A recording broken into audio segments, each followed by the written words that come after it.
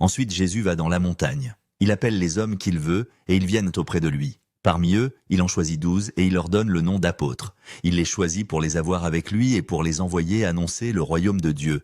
Il leur donne aussi le pouvoir de chasser les esprits mauvais. Voici les 12 apôtres. Simon, à qui Jésus donne le nom de Pierre, Jacques, fils de Zébédée, et Jean, frère de Jacques. Jésus leur donne le nom de Boanerges, c'est-à-dire les hommes pareils au tonnerre. André, Philippe, Barthélemy, Matthieu, Thomas, Jacques fils d'Alphée, Thaddée, Simon qu'on appelle le nationaliste et Judas Iscariote, celui qui va livrer Jésus. Jésus revient à la maison. Une grande foule se rassemble de nouveau. Alors Jésus et ses disciples n'ont même pas le temps de manger. Les gens de la famille de Jésus apprennent cela et ils se mettent en route pour venir le prendre. En effet, ils disent « Jésus est devenu fou ». Les maîtres de la loi, qui sont venus de Jérusalem, disent « Jésus a en lui Satan, le chef des esprits mauvais, et c'est Satan qui lui donne le pouvoir de chasser ces esprits. » Alors Jésus appelle les maîtres de la loi et il leur dit, en utilisant des comparaisons, « Comment Satan, l'esprit du mal, peut-il chasser l'esprit du mal ? Quand les habitants d'un royaume font la guerre entre eux, ce royaume ne peut pas continuer à exister. Et quand les gens d'une famille se battent entre eux, cette famille ne pourra pas continuer à exister. » Si Satan est en guerre contre lui-même,